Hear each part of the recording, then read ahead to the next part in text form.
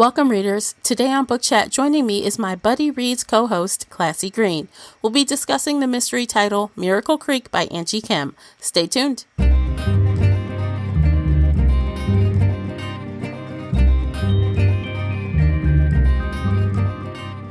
I am your host, Tamara Ford, and thank you for downloading this week's Buddy Reads, featured here on the Shelf Addiction Podcast.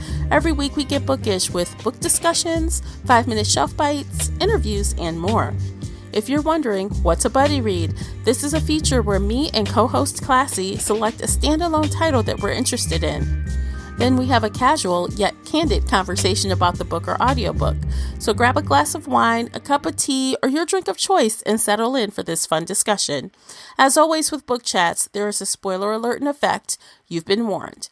Don't miss our adaptation fantasy casting for Miracle Creek toward the end of the episode.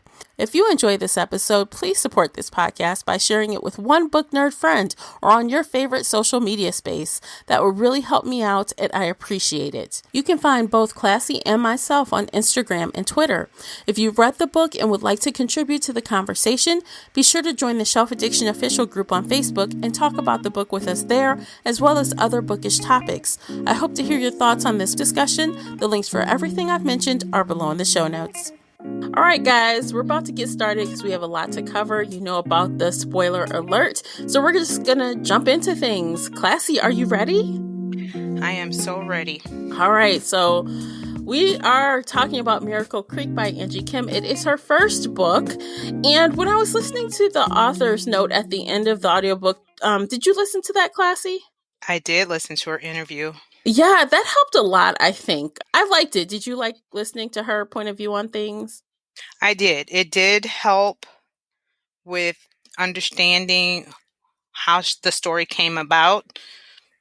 Did it help with my view on the book after reading it? No. Yeah. I'm just being honest. I get it. We're going to be honest. Yes. Yeah. So it took her 5 years to write this book, according to her. And that's a long time. But, you know, yes. This is her first book, and she was in her old life a trial lawyer. So that definitely comes through in the book. Right. She's also a Korean immigrant, which is also expressed in the book. So a lot of this, just right off the rip, kind of ties back to her loosely, I feel like, in some ways. Right. And she has children with special needs. Yep. And she's used the what do you call it? The HVAC? HBOT. HBOT. She's used the HBOT with one of her kids. Right. So she's very familiar with that. Yeah. So that was, like you said, it was helpful. Yep. And I listened to audiobook. Did you listen to audio too? I did. Okay.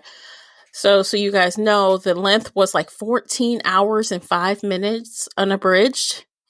Yeah, it was narrated by Jennifer Lem.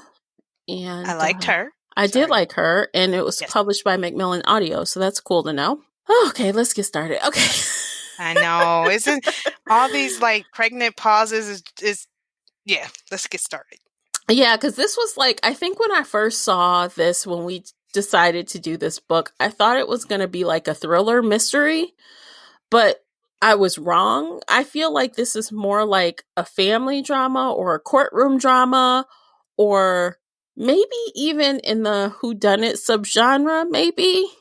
Yeah, I would agree with the whodunit as well, because you know there was a array of characters who could have possibly did it, and like you said, that courtroom drama basically kind of sealed the deal with the whodunit. But I think they did market it as a mystery thriller, I believe. Yeah. I'm not positive. That's just what I remember. And this, if they did, this is no way near a thriller, in my opinion. Not close, not at all. No, I'd have to look it up. But yeah, no, it's not. It's more of a, there was just so, and maybe this is how we can start off with our conversation. There was just so many themes in this book that it was just hard to pinpoint exactly, like you were saying, what is this? Is it a thriller? Is it a whodunit? I mean, they talked about immigration, fertility challenges, marital issues, which, like you said, the family drama, special Yeah. needs children, the Hmm. financial struggles of raising a special needs child, not just financial, emotional, physical, all that. And it was just like, it was a lot.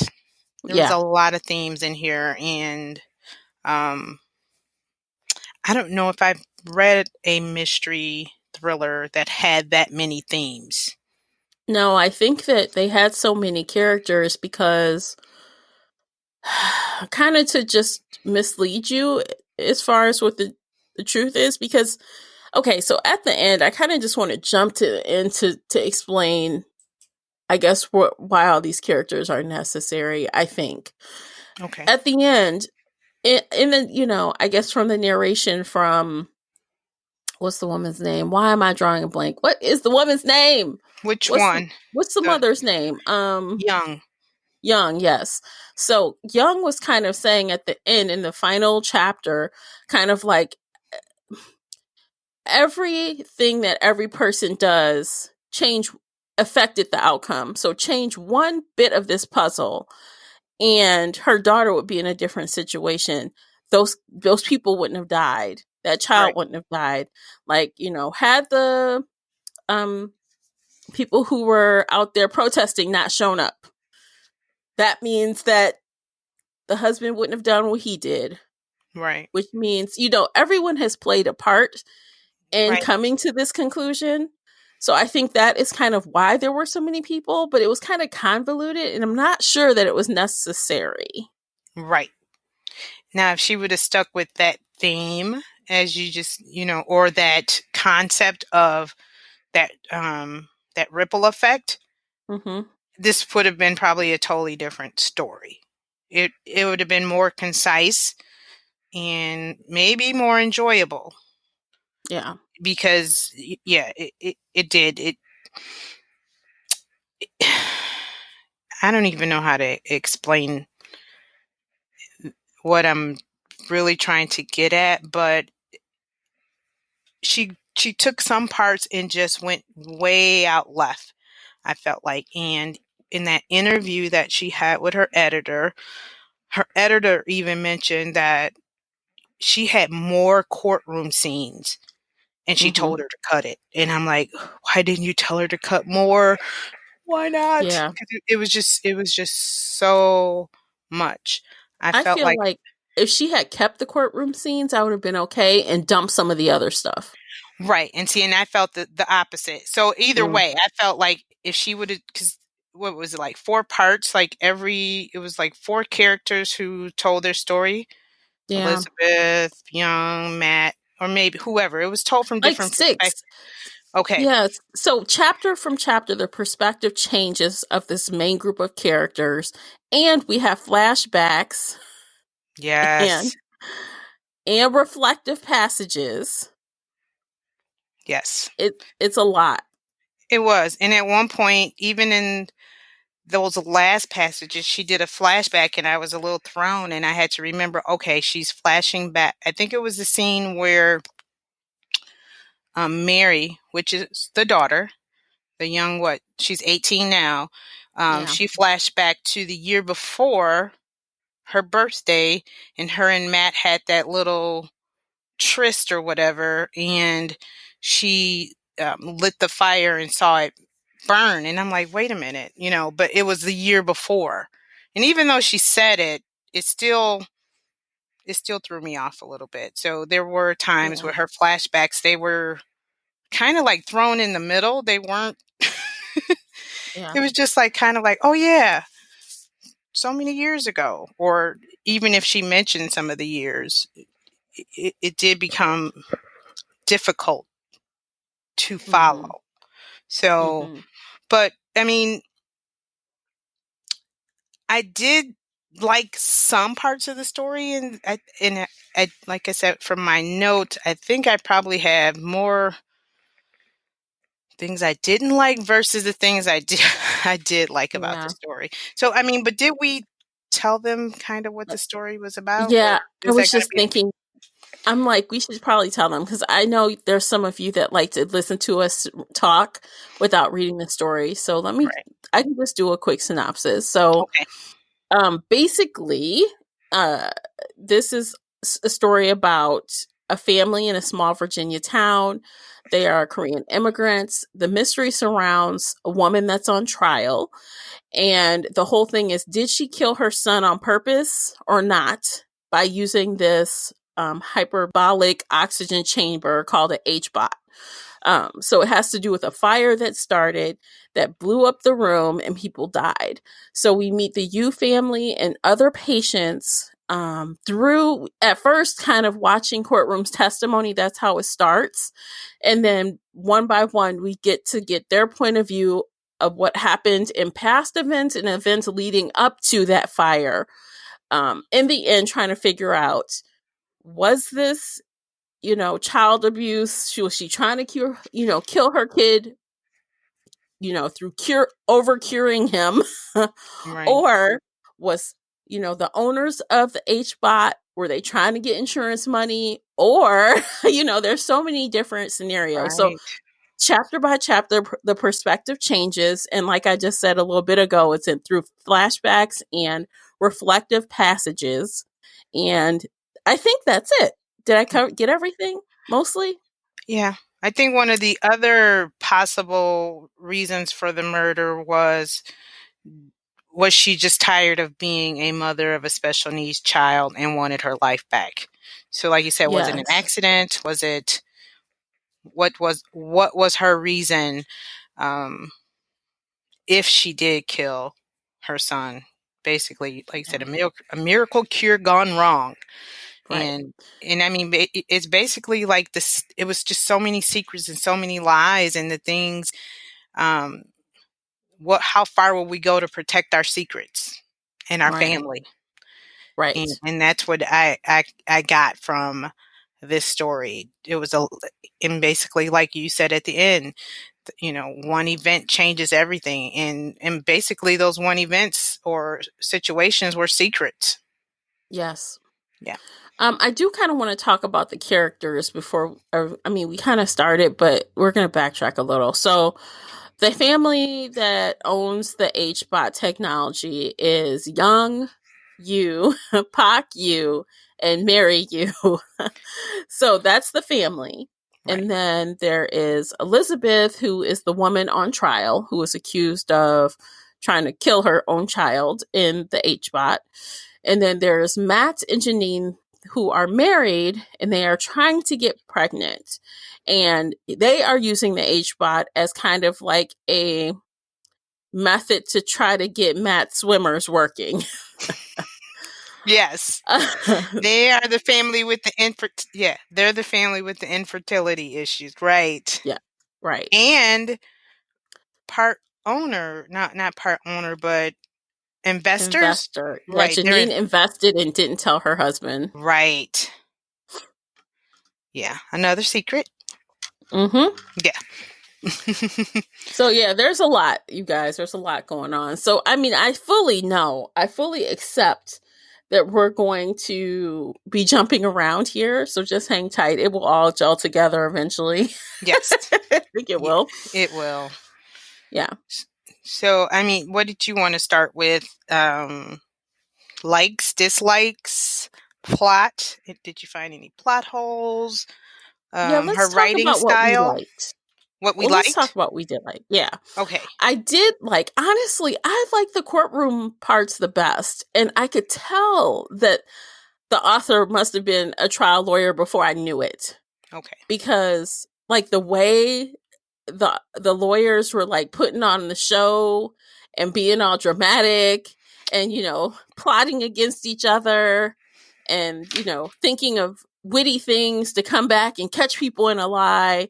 I was like, oh man, this feels like I'm watching a courtroom drama on TV. It did. It felt like a little Law and Order. Yeah. They're both lawyers were good, but Elizabeth's lawyer, which I cannot recall her name, was very hilarious. Um, I mean, she went as far as even describing their actions or Elizabeth's, I think one of the things I remember is the way she would walk. And she wasn't like, I think she described her as not like a sexy lady, but at Mm-hmm. one time I guess she had gotten really confident and had that little sexy walk like, I got this.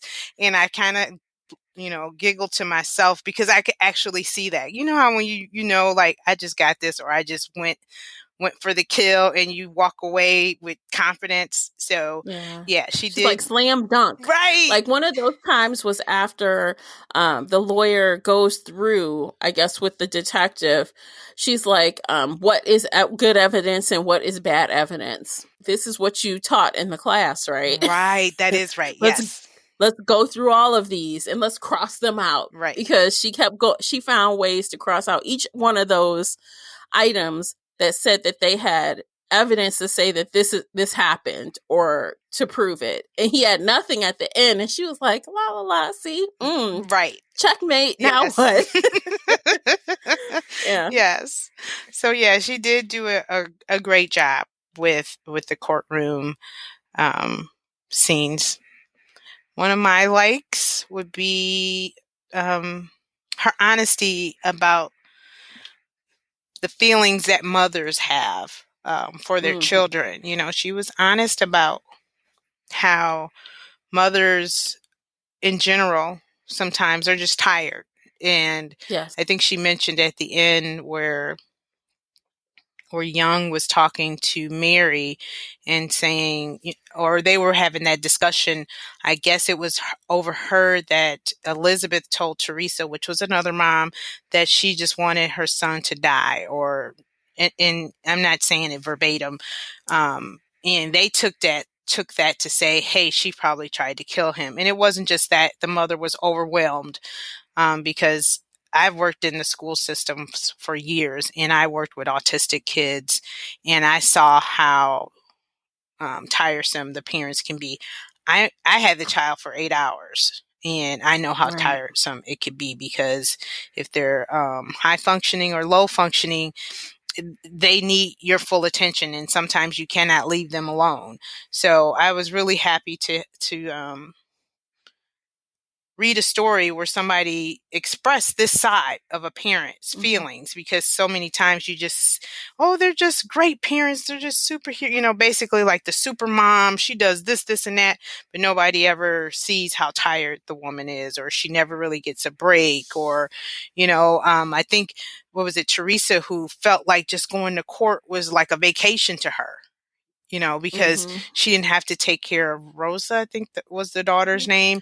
Yeah, That she could leave her. Mm-hmm. Right, the church people would take care of her, and she just felt like this was like the best thing since sliced bread. I got time away, because she just never had that opportunity once Rosa became um, sick and was in a Yeah. wheelchair. So, and then not Pac, but Young mentioned how when Mary was sick after the fire, how she wished that Mary was, would have stayed sick longer, because that bond that they had together. So that was one of the things that I did enjoy um, reading that. But though, just to piggyback off of that, like thinking about it in the world at large, like you can't commit or you can't accuse someone of murder just because they have said that before. Right, Because think about it in the biggest sense of the way. Like, you can't tell me, no one out there, I dare you to say you've never done this. right. You like can't stand somebody at work. You like go play in traffic. Hmm.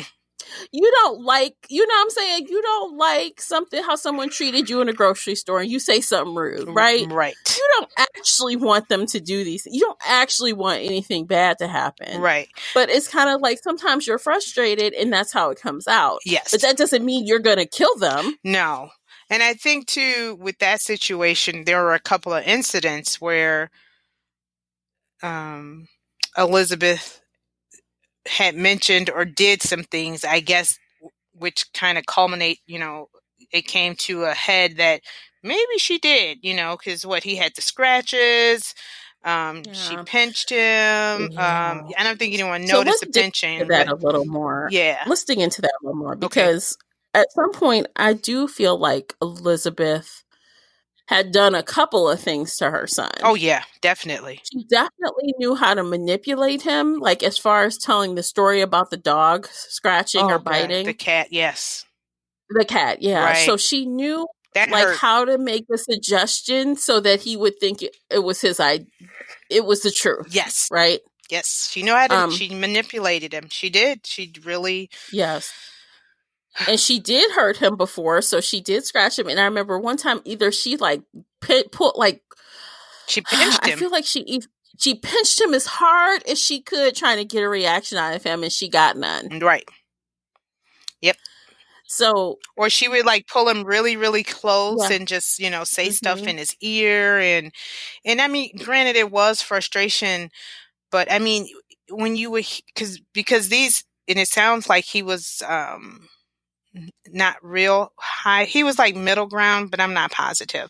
And he would repeat things she said and she didn't realize it. Like, your dad and I could be vacationing and, so when you hear for her to say it is different, but then to hear that child repeat it, oh gosh, it was yes. heartbreaking. So he was getting better though. So that's another aspect of Elizabeth's story. Right.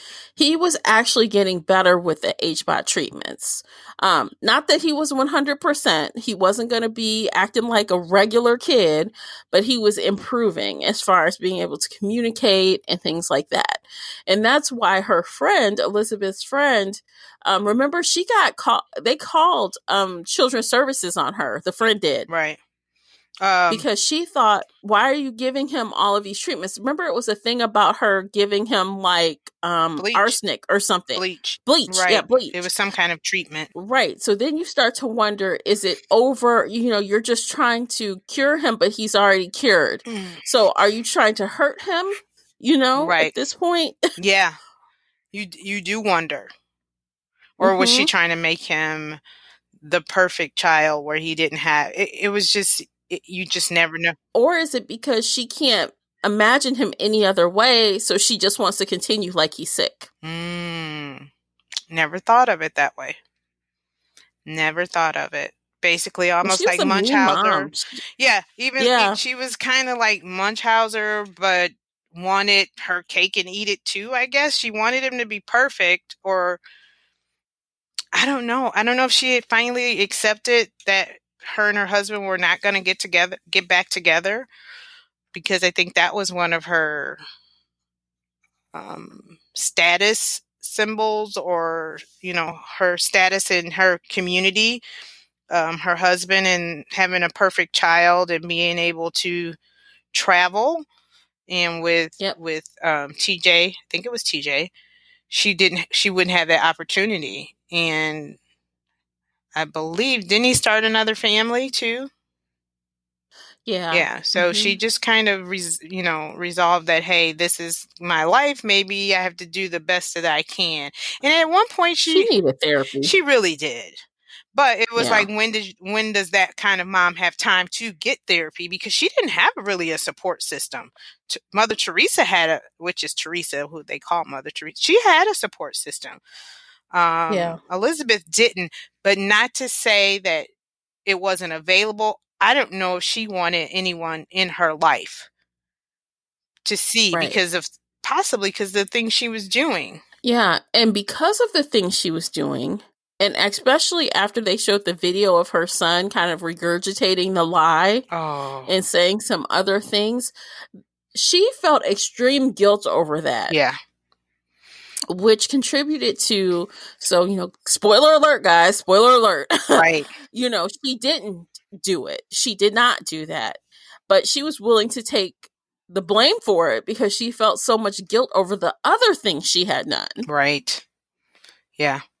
That she was just like, I'm done. I think she felt like, I can't live anymore. Even if they figure out that I didn't do this, the things that hmm I did to this helpless child who Yep. didn't know, who was just being him, and she Right. couldn't change him. And I did feel like, that courtroom scene when she just told him to stop or turn it off, and she lost it because she said, it was kind of like, just take me now. I'm done.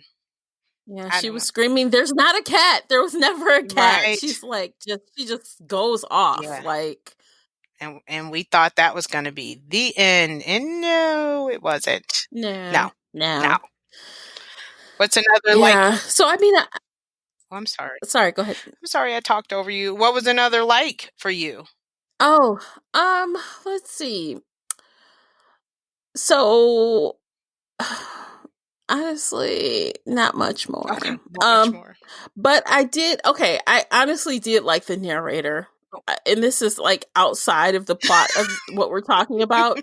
But I did like the narrator. Hey, we're talking likes here. So and Right. who is she again? Her name is Jennifer Lim. Jennifer Lim. Okay. Mm-hmm. Yeah, I don't think I've heard her in anything. Oh, she did some Lisa C books. She did. Okay, yeah, I've never heard her before, but I did like her. She did really well.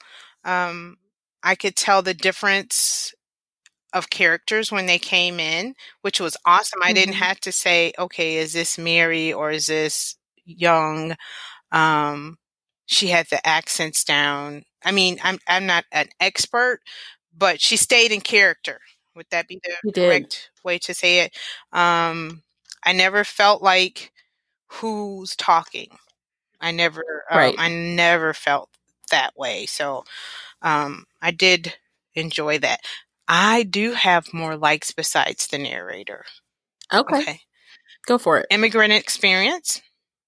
I did like how she touched on that um so many times, and I read an article a couple days ago, which was, really ironic, that a lot of immigrants come over here not realizing, thinking, America is, the place to be. I'm going to have great fortune, great jobs. So many of them don't realize that they might come over here and may be a doctor, or I can't remember what Pac was. Pac was pretty, what was he, an engineer, I believe, over there? Yeah, I And then think she was so. like a psychology major or something. She never realized she was going to come to America and work crazy hours and sleep in the back of the convenience store and work in the convenience store. In the Yeah, hood. in the hood, right behind a protective Mm-hmm. glass where there were shootings. And so they don't realize that. Sometimes they may come over here and clean, thinking they're going to have all these great jobs and they're cleaning toilets. So I did like how she showed that the American dream is not what everybody expects it to be. She didn't expect to be away from her daughter as much as she did. And then that The the culture shock for Mary. Mary, right, and her trying to fit in, and then you know her relationship with They her made mother. fun of her name, which was pretty funny. They Yeah, were like, "Marry you, marry you." I Like, oh know. my gosh, that Kids was are funny, cruel. but mean. Yeah, It was so mean, mean. but it was funny. Yeah, it was. And then, I did enjoy that. I Yeah, also another, and then my last like would be the ending.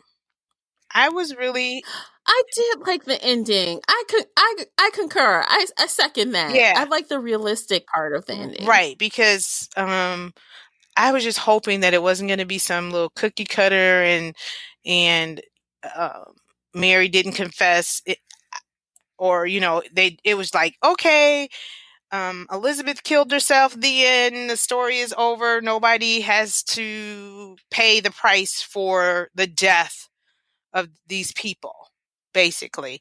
And I felt like Mary was becoming a spoiled brat, and she finally her mother finally kind of put in her head, you're an adult, She checked her. right, and you need to take Yeah, responsibility for your actions.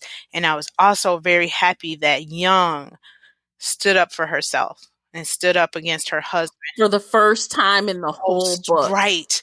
And she challenged his decision, to take the blame for the Hmm. fire and so-called, protect Mary, because that's our job, is to protect Mary. But that's what most, I think, not most, I think a lot of parents would lie to protect their Yeah. kids. And to me, her wanting to be very honest about all of it was refreshing. Yes. But I think most parents, or a lot of parents, would side with Pac and they would lie. Yeah. I thought so too. And that's why I was like, are they gonna side with Pac? Are they gonna side with Pac? But I think Yeah, because thinking about it, like, because Mary isn't a bad no, kid. she just made a bad decision. Yeah. But I think what happened here is, again, that mother relationship. I think Young saw that sadness in Elizabeth's eyes and realized this woman lost her child. And not only that, then, she accepted that, she was willing to accept that, hey, I'll take the blame. Then killed herself.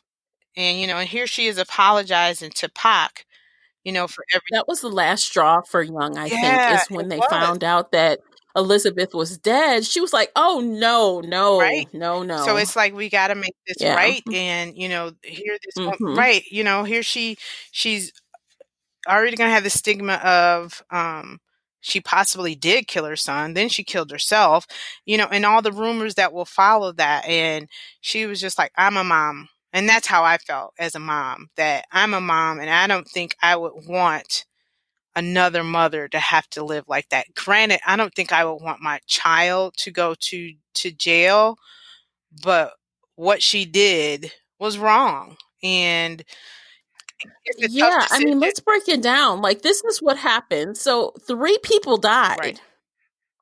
even though the Horrific. focus was on the one child. Horrifically. I mean, his head was broken. Yes, it was Yeah. horrible how they could. Oh, he was just burnt to a Yeah. crisp. And then one guy was maimed. Right. Matt. Okay, so that turned out real. I mean, that was horrible. There was no way she was going to get off with a slap on the hand. That wasn't going to happen. And Matt was a surgeon? So, or doctor, Yes, whatever. he's He a was a doctor. doctor. So basically his hands. He needs his hands. Yeah. Yeah. Yeah. Now, I do want to kind of switch gears and talk about the whole Matt and Mary Yeah, thing. did you hear me grunt when I said that? Earlier, you said the thing between Matt and Mary was a tryst, and I disagree with that wholeheartedly. I won't call it a tryst. It was sexual. It was not a tryst because she was 17 years old. They were not. He is an adult, and she's a child. Yes, it was not a tryst. You are correct. I used the wrong term. I stand corrected. I stand corrected. Yeah, because I was mad at that character. Like, at first I couldn't tell what Matt's deal was, honestly. Yeah. And I knew, okay, so you guys, Matt was starting to hang out with Mary under the, we're just going to go back here and smoke cigarettes secretly. That's what they were doing at first. Right. But you know how young girls are. It was her birthday. She wanted to look cute. She had a fantasy about what a first kiss could be like. She was drinking pink schnapps. She was drinking soju too, which is Korean vodka. Right. Was it like rice liquor or something? Yeah, yes, it's Korean. Yeah, because I have that all the time at Korean barbecue. It's so good. But she was drinking soju, and she is a child that doesn't have any kind of tolerance. So when Matt kisses her, I think she's okay with the kiss, but then it really goes left. It goes left, and you can tell she's not cool with what happened. No. So what he does is he gets in his idea that this girl is going to give him a hand job. Right. She didn't get a choice, basically. None. And I think he felt like she was experienced. Right. Because when she realized what just happened and the look on her face, he realized, oh my God. And granted, regardless of if she was experienced or not, she is a child. But when he realized that she was an inexperienced child, I think he regretted it, but it was already done. And like you were saying, the deed was done. Yeah. And him as the adult didn't do the right thing. Gosh, he should have. And I mean, no one wants to turn themselves in for that, right? Right. Yeah. And he didn't even, in my opinion, if you want to forget something ever happened, you don't talk to the girl anymore. Instead, you're leaving notes. You're trying to be like, get with her, make sure she's not going to tell Mm-hmm. anybody. You're like leaving more trail of evidence for your wife to find. Right. Yeah. But what should have happened is you should have apologized to her Exactly. immensely and never spoke to her again in your Right. life. Which I That's think. what you should have Now, do done. you think that was what the note was, that we need to meet? I think that he wanted to meet to apologize, but he also wanted to make sure that she wasn't going to tell Right. anyone. Yeah. Because he's a doctor. You get this part. Mm-hmm. You messed up with Yeah. that. Didn't think about that, sir, did you? That the sexual assault infidelity subplot I thought was a little awkward in this story. I did. I just thought it was like, why did we put this in here? Now, at first, when it came like with the courtroom scene, and I think they were talking about the cigarettes and smoking, and I think I had texted you, and I was like, "Ooh, it's about to get good," and I think we were within maybe the first hour, if not two, and I was like, "Oh, Matt and Mary are having an affair," and that's when I thought, "Okay, this is why the fire started," and Mm. but so at first I was like, "Okay, I see it," and then when the story progressed and this part in the infidelity, and I was just like, again, another theme. Why? How did it fit in? I didn't think it fit in cohesively. How about you? It was an ends to a mean. Like she needed another ringer, whatever you call it. Oh, So she's like, I'm just gonna create this and throw it yeah. in. And it didn't fit to me. But cause, yeah, it didn't gel with me well, and I was very pissed off that Matt got off scot free at the end of He the end of the. did. Oh gosh, that. That really made me mad. I would have Oh, been like, this guy molested my yes. child. And that's what I was at the end of the story. I was like, wait. You gonna tell me Matt nothing, or he got the least? And again, as Mm-hmm. Young said, everybody's action caused another reaction. Him touching her caused her to be upset and want to just leave this place and burn HBOT, and it was just crazy. Well, that came off. Okay, so guys, Mary had just got finished getting yelled at by Matt's wife, who called her basically a slut and how dare you try to chase my man, you Right, psycho right. stalker. And that is not the truth. And so, again, that is Matt's fault because Janine was rifling through his stuff because obviously women know when something is Yep. up, and he had a note. He should, again, if he had just apologized to the girl right off when she was looking shaken and said, I will never talk to you again. This was a huge Right, mistake. I right. apologize. Janine would have never found a note. She would have never attacked that girl, who then was very upset seeing red and lit the fire. Now, you know what though? I think she would have realized, because didn't they? She found like what SAT scores or SAT ACT testing things and stuff like that. So that's how He she. was keeping things like a damn I serial killer. You know how serial know, killers but you know what? go around collecting Right. things? He was keeping things. He should have never done that. See, that's why dudes always get caught. The fuck are you doing? Sorry. But he Like, said seriously, women know. Why would you do that? We're so much smarter than Yeah, you. but he said that Mary reminded him of a young Janine. So I think he was having flashbacks to the time. And granted, it is totally wrong. Um, but he was having flashbacks to the young, fun Janine, and where now Janine was just serious. She only wanted to have sex to make babies. I felt bad. I felt bad for him during those scenes, but then when that happened, I was like, I sure said the F word to Matt when that got to when it came to him and Mary. I was like, huh? Oh my God. That is the point where you open your mouth and you say, look, sex is not fun with you anymore because we're on a Right. schedule. We need to do something about this.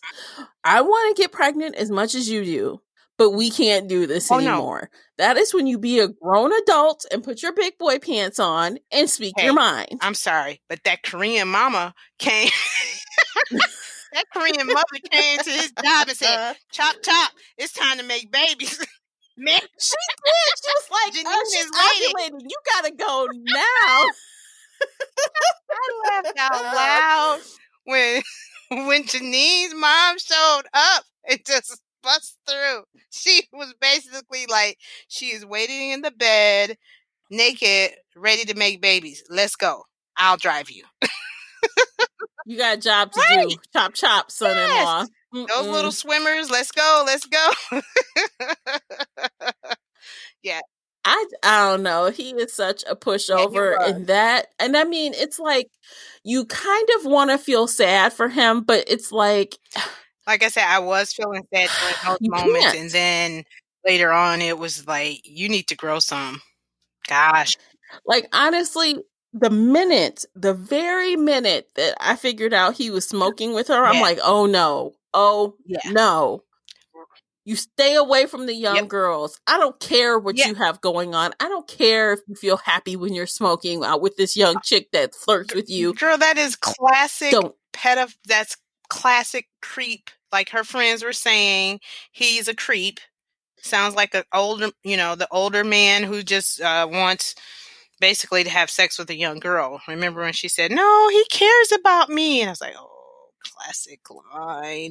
But when you're young, And you know what? And I wonder this though. If Mary had not reacted so badly to the hand job, I wonder if more would have oh yes, happened, because she was very disgusted by the stuff on her hand. she She was was like, "What just distraught. happened?" She was very Yes, upset.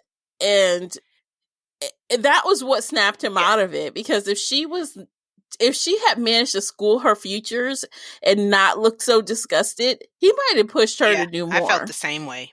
I felt the exact same way because I think he came once he realized that she was a little, liquored up and it was her birthday.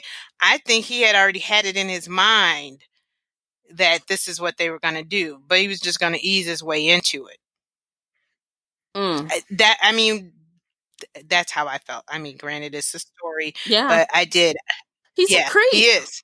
He's a Yep, creep. he is a creep. And granted, if you want to try and blame it on, the relationship with his wife and whatever, believe me, there's plenty of women out there your age that could do what you need, whatever. You pay whatever, but keep it Yes. moving. And Leave the babies alone.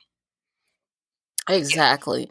And that's what makes him so bad, because not only did you not have the backbone to stand up to your wife and tell her what you needed, you couldn't even go find an adult Right. to screw around with. Yeah. Because you know what? Mary didn't question. Mary listened. Mary made him feel comfortable, which, that's a cop out. That's a jerk move.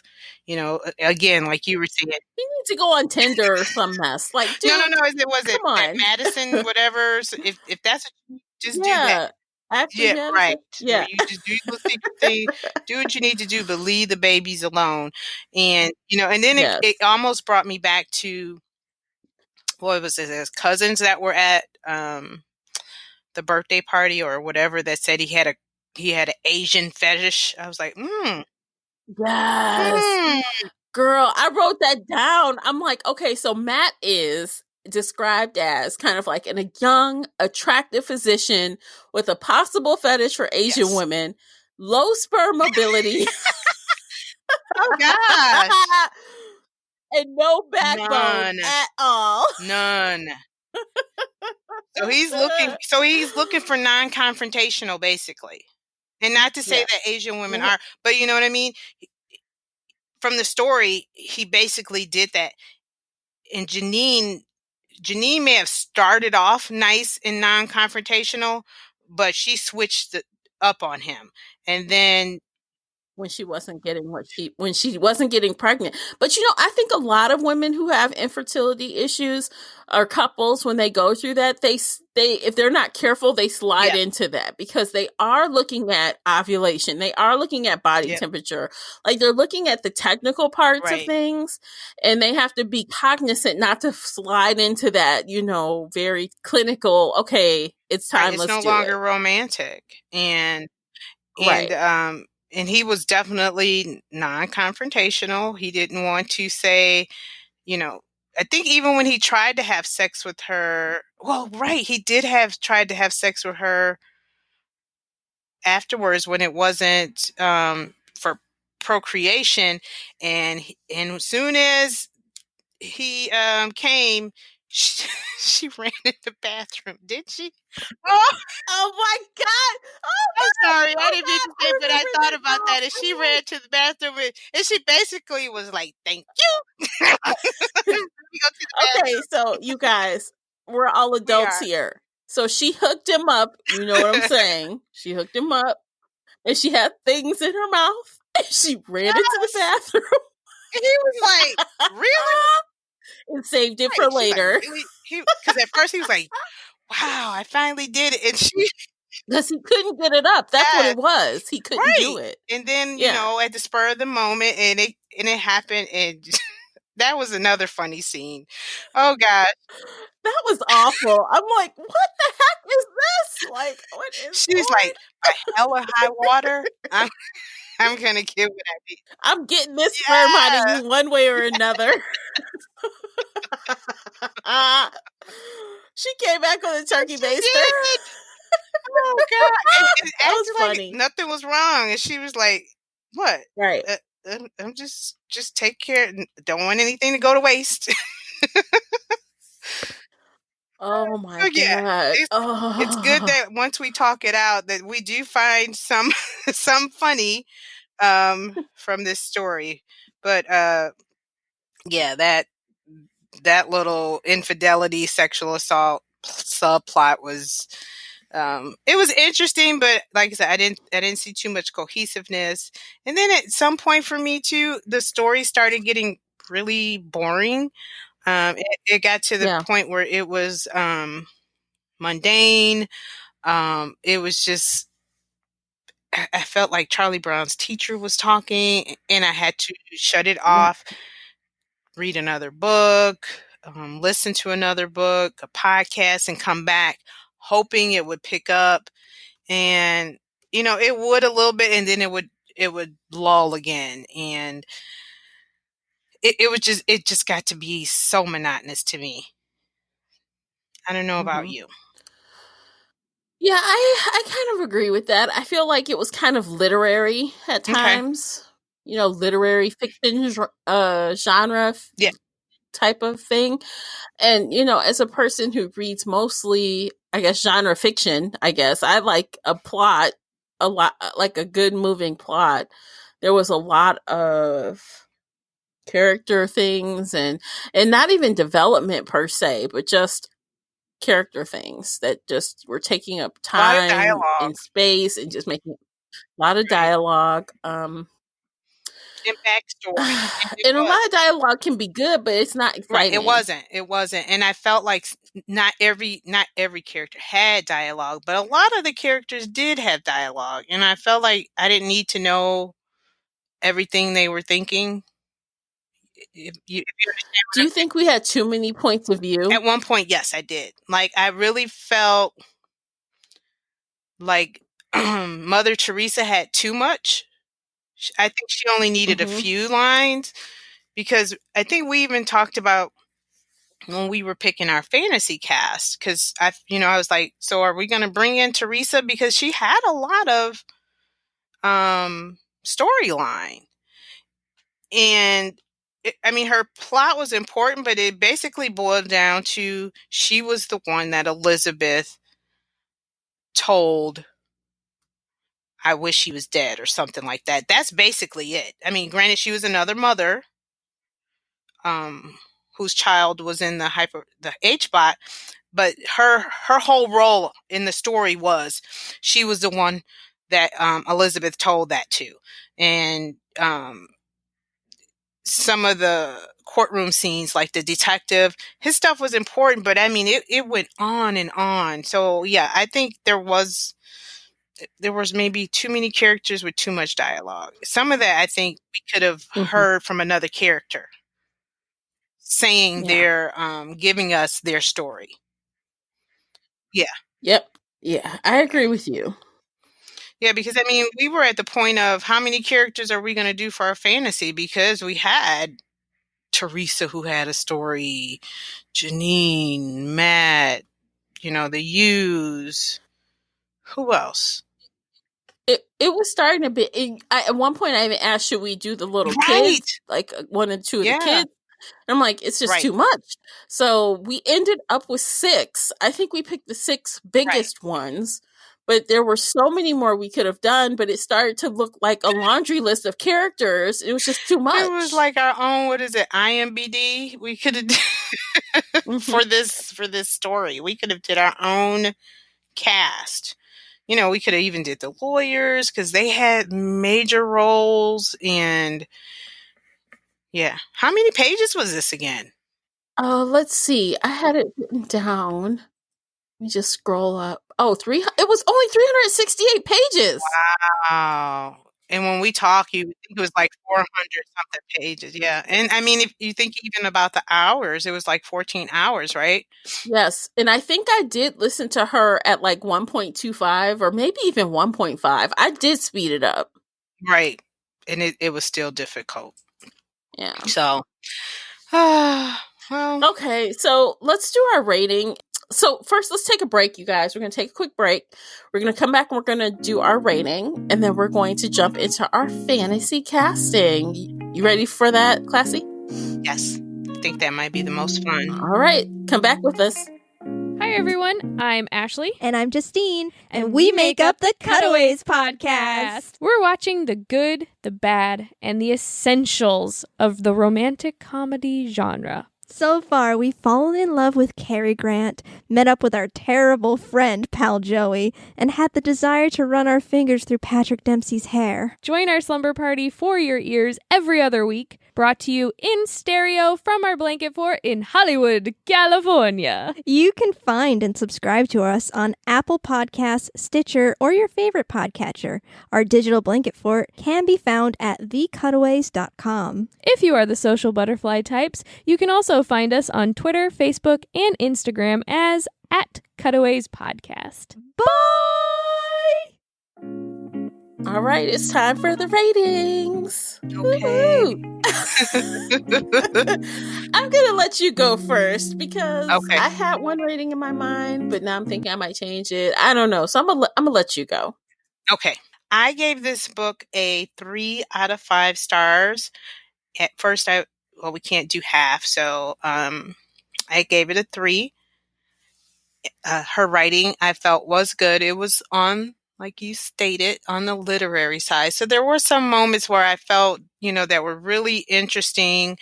Her writing style for her debut was good, but the plot and too many characters and too many themes just pushed that rating down. I felt like I was just being bombarded with too much and couldn't enjoy the story. So I gave it a 3. It was okay. I really wanted to do 2.5, but we don't do halves. Yes. So I gave her this story a 3. Okay.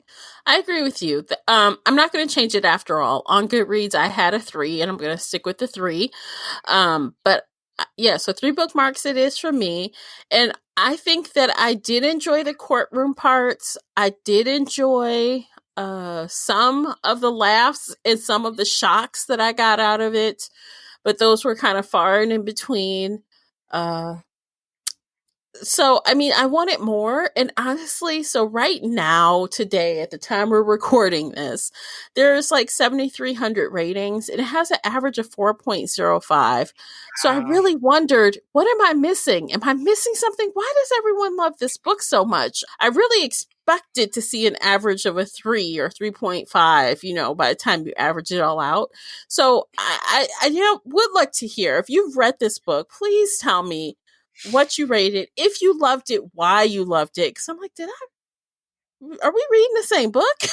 I felt the same way. I also saw that average rating, and I kind of scrolled through some of the ratings, and there were a few, like that felt like us, and they said they felt the same way. Like, I know I am the minority here on this. I'm not sure what everybody else saw, but yeah, I just felt like the editor probably could have did a little more editing, but at 357 pages, wow, I'm not sure in Yeah, retrospect, but yeah, it was okay.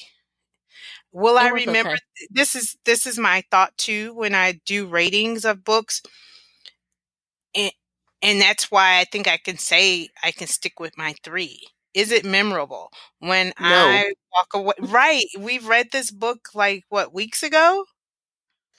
Yeah, okay, we're gonna be real honest with you guys right now. So I finished this book like 4 weeks ago from the time before we recorded. Classy, how long has it been for you? Let me see, probably just as long, maybe 3, if not. I think I might have finished it a week after you, so Okay, maybe 3 so weeks. that's how long it's been prior to today, our recording date. And we were texting about this book, and I swear I could not remember details. I could not remember the details. I had to go back. We both went back and listened to the last end of the audiobook. Right. Because we were getting things mixed up because it was Yep. just so much. We were like, okay, who started the fire? Who didn't start the fire? Why did they start the fire? It was a classic who done it, but it was just so many pieces to it. And And it wasn't shocking. So sometimes I think when you have an end and it's like, OMG, that's what happened. You remember because it was so memorable. like a shock to your system. Right. And that's not what this was. And not even just that, was there any memorable moments besides the death of how the children died and the parent died, and that the sexual assault, it was, but those aren't like memorable enough that's going to make me just say, wow, that was such a good story, or I just want to tell everyone they should read this because, Right. and that's a really good story is when I say you got to read this because that's what usually follows. You got to read this because this one, Right. no, I don't think Yeah. I'd recommend it. Yeah, I mean, I think I would recommend it for people who like literary feeling courtroom dramas. I think that to me that was the main component of the genres for Yeah. me was literary courtroom drama. And the rest kind of fell by the wayside. It's there, but I think if you like that, you might like this more. So, would you I'm not even sure if you would call that like literary courtroom drama, To Kill a Mockingbird. Would that be almost considered literary courtroom drama? Maybe. Yeah. Yeah. Yeah, maybe. Trying to feel, I'm trying to get like the idea of what other literary courtroom, because most courtroom and crime and thrillers, they're not really literary.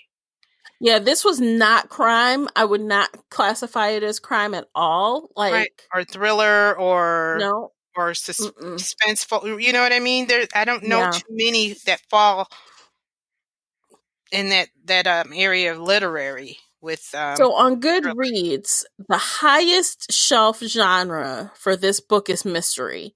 And the second highest shelf genre is fiction. Right. Wow. So fiction. So I guess just fiction. It's just Yeah. contemporary fiction, probably. Okay. But yeah. All right, so we decided to choose 6 celebrities for our fantasy casting, and we're going to go through them. Let's start with young you. Who did you pick for young Classy? Young you, which is the mother. I Yes. picked Nicole Bilderback, and I can't remember what she started. No, you picked her for Janine. You picked Youngin Kim as Young Yu. Oh, who did that?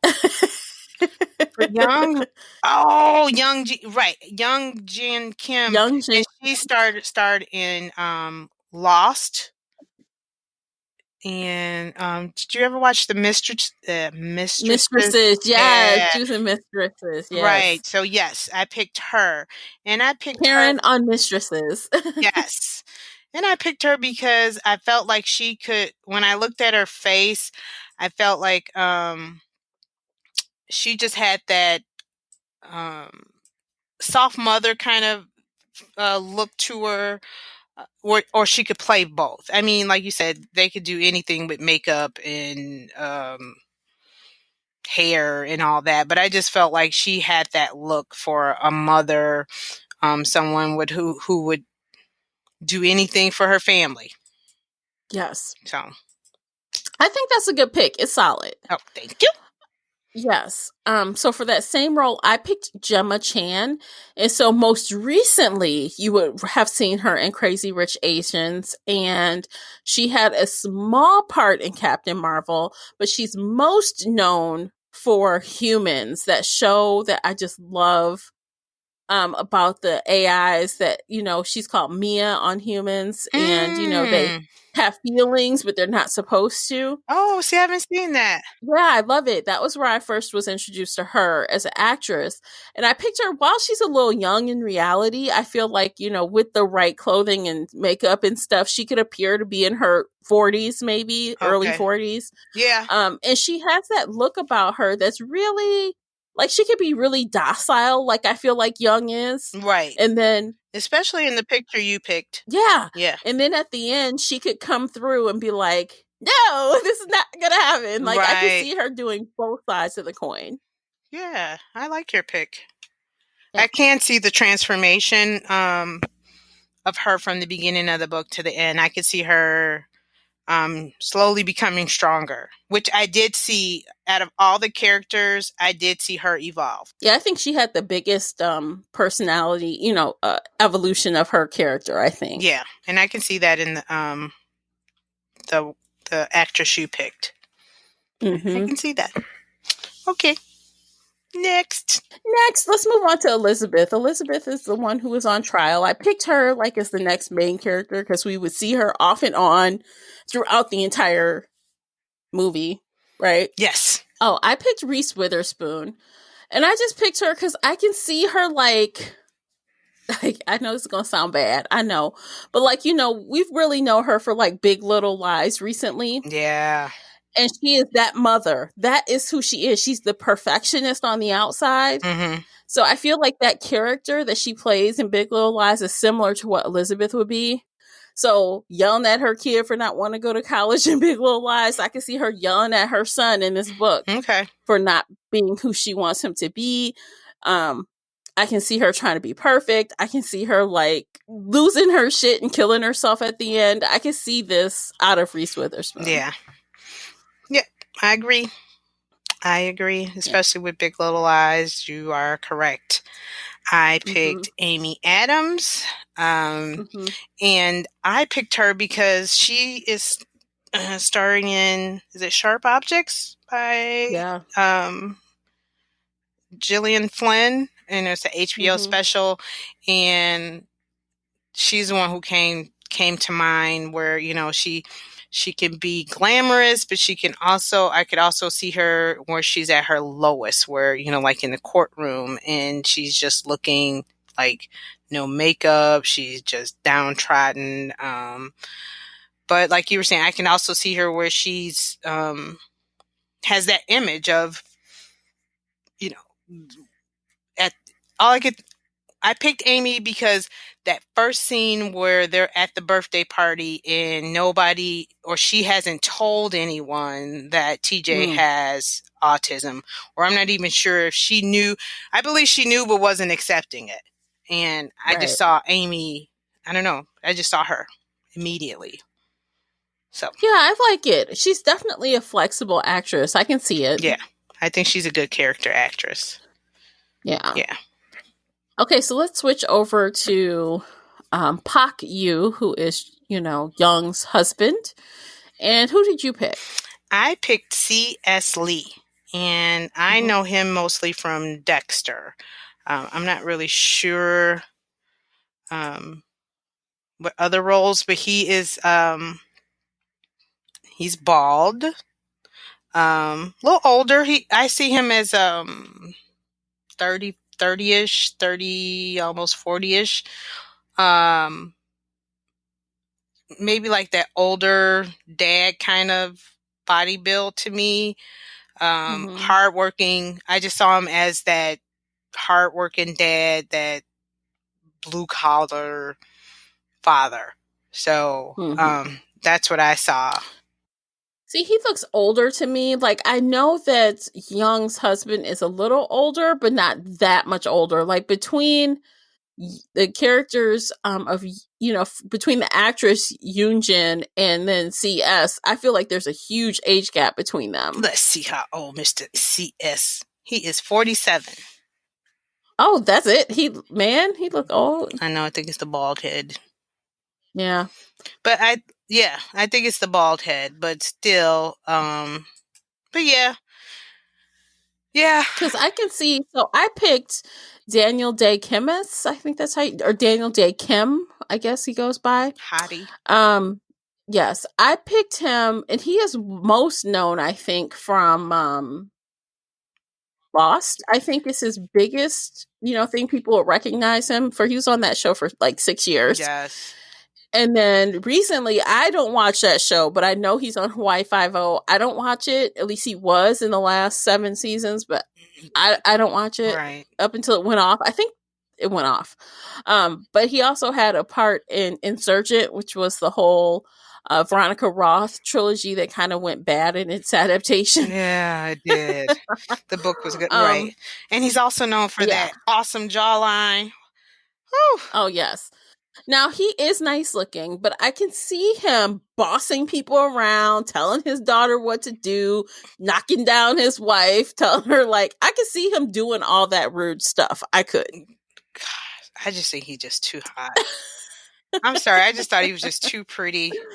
But, and that was the funny thing. Like, I had saw him and I was like, ooh. And then I just couldn't, like, I couldn't see him bossing his wife around or pushing her. Oh, you think of him being all nice and I thought he was too pretty. Sweet. I thought he was too pretty.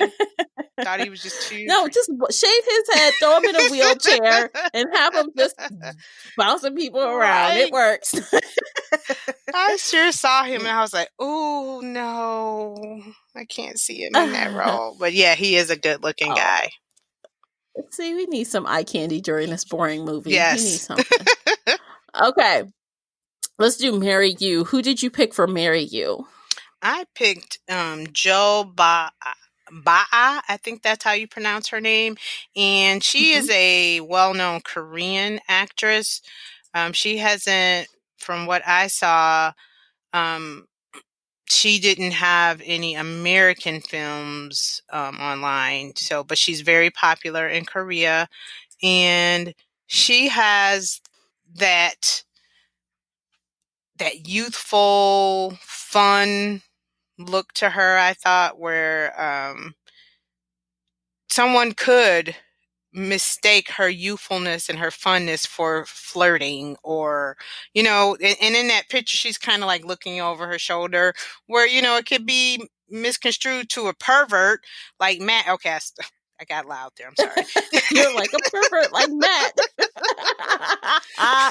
But you're right, though. Yeah. Right. But that's why I saw her and I was like, because she has that cute, innocent look about her. But, she also has, that flirty side in this picture. So that's why I picked her. Okay, so who I picked, I wanted someone that looked innocent but could appear mature at times. And I went with Lana Condor, and she's really hot right now. Like, she first showed up in X-Men Apocalypse as Jubilee. But most recently, most people will know her from the Netflix original To All the Boys I've Loved Before. That's based on a book. It was fabulous. It was really cute to watch. It really was. I love that show. I may have And to she was watch it again. also, oh, it's so good. It is. And I love that little boy that plays Counter her. I'm like, oh, he's so cute. Oh, If only he was 20 gosh. years older, Yes, man. yes. I He'd be in know. trouble. I know. So, and then she's also known for Alita, even though that's kind of like, it was like a lot of graphics on top of her. You know, that was her playing the Alita Really? role. Yeah. I did not know that. Yeah, and Very she's also interesting. been in, did you watch The Deadly Class on Sci-Fi? No. She's like an assassin in The Deadly Class. So Okay. she definitely can pull off the badass as well as, you know, oh, I'm so innocent. I'm so Okay. high school. And yeah, you know, I think she could do both. So I really like her for that. And I just think she would just fit so well with pretty much anybody Okay. who we put as the Matt character. So Gotcha. all right. So next up is Evil Janine. You picked a good one. Yeah, I picked Lucy Liu. I could see her. Now, everyone knows who Lucy Liu is, like Charlie's Angels and Kill Bill. And she was also on a TV show. What was it? I can't think right now. Oh, the one with, Ally McBeal. Remember Ally Yes. McBeal? And, oh, you know what? I saw, and granted, like you said, you know, Kill Bill, but when you picked her, all I could think of was the Netflix movie Set It Up and how she was, you know, her assistant. Yes. And I was like, yeah, Yes. I could see that. I could see her Yes, she snapping was on poor, very rude. yeah, I could see her snapping on poor Mary. Yeah. Yeah, I can too. I can totally see her just cursing out some poor little child. Yeah. And she just rude. So Oh, she's on Elementary. Lucy Liu can That's do the it. other show. Yes. Elementary. Yep. Yes, that's it. Yep. Okay. So I like her. So who'd you pick? I picked, who did I pick for Mary? Janine. Janine. Oh gosh. Nicole Bilderback. I believe that's her name. Okay. Now her, I am not sure. I can't remember what she is known for. But when I saw her, let's see. I saw The Piercing Eye. She's a South Korean actress. She is known for, Bring It On, Clueless, Good Girl. So she's a little older. But the picture that I picked, she has this like Cheshire cat grin on her face. Like, I felt like she could curse you out and somebody would be like, Janine just cursed me out. And she would look at you like, I don't know what they're talking about. Me, I would never do anything like that. But she would, and she could cut you with her eyes. That's the look that she has to me. But again, after listening to the story again, and at the end, we hear that Janine yelled at her and not just kind of did it in a sly way. So, but yeah, I just see her just being that one that could just kind of tell you off and then smile in your face and walk away like, that's it. Yeah. Yeah. Wow, she's been in a lot of stuff. You looking her up too? Yeah, but actually, you know what though? She's one of these people where, you know, she's never a lead. No. Like, in Good Girls, the Good Girls, I love that show, but she was only in the pilot. And then same for The Rookie. I think I like that show too. Good Girls before we came up. So good, isn't it? Gosh, at first I was just like, and then I kept watching. I was like, ooh, I like it. Yeah, it's good. Yeah, she is never a lead. No, she's not. So she kind of just blends in. But I think she has the, you know, and again, Janine is not a major character. No. So not like that. Like she's kind of here and there, Right. but it's easy to kind of forget her. Right. And I could also see her sense. as a doctor and being that one that says, let's, you know, I need, you know, hurry up. I have 5 minutes to get this done. Excuse me, I had the hiccups. 5 minutes, you know, I'm ovulating, blah, blah, you know, and I think that was another thing I saw in her of just being that bossy wife that wants this baby and we need to have a baby. Yeah. Okay, last and not least is the horrible person, Matt. Horrible Matt. Who did you cast as I Matt? picked Justin Hartley from This Is Us. Oh, I know. I know Oh. he is a nice guy, but I just saw him being because even in This Is Us, sometimes he could just go off the deep end. He's an asshole. He's a little asshole. Yeah, I Just mean, This Is Us yeah, sometimes. that Yeah. woe is me, and just Yeah. can't get Self-absorbed. my shit together. My life is Yeah. this, and that's who I saw. And I saw him as being that person that could just, on a whim, make the dumbest mistake he ever made. Mm-hmm. I can see him doing Yeah. that, and then just try to, and then wake up and just like, oh my God, I just effed up. What do I do? Mhm. Yeah. and he fits the bill. Cute, young. That's how they describe him. Mm-hmm. I can see it. I think you picked better than I did in this category, because I picked Bradley Cooper only because, like, I think of him in like American Hustle or Silver Linings Playbook, or what else did I see him in that I could kind of draw these lines, like Limitless. He's a little bit on that show. Yeah. I think he's kind of like that guy that is so asinine, like he doesn't even know what he's doing. Like he's so dumb, but also, I'm like, okay, I think he could play it, and I think I could believe it. And, when he's not looking all tore down or old with a beard, I think he could pull off young still, Right. if he tried. Yeah. Yeah. Yeah, I can see that. Even though he's in his mid-40s, so yeah, he could do it though. He could pull it off. Like you said, clean him up, haircut. He could be, I could really see him making a stupid decision, a low rash decision. And, I wish, she looks like my wife when she was younger. She reminds me, and down the rabbit hole he goes. Mm-hmm. Yeah. Okay, so I think we both picked good. I think it could be a toss-up on a lot of these characters between mine and yours. Yeah, I do too. I think it would be, if we were casting directors, we would have a hard time picking. I think all the people we pick would be in the top. I really do. But I mean, the more I look at your Young, I really like her. I really like Young. her too. Yep. So casting agents, if y'all need some help, give us a call, because we will help you out. On these adaptations, you guys are messing up sometimes. We will help you. We'll help you fix it. That's right. We're not afraid to pick some unknowns and some well-knowns. Yes. And also, you guys, if you don't know some of these names, hop on over to the blog post and you will see photos of all of these actors and actresses. And you can let us know who you would choose for your own fantasy casting. Yay. All right. Wow. I think that brings us to the end. Yes. Okay. Anything else before we sign off, Classy? No.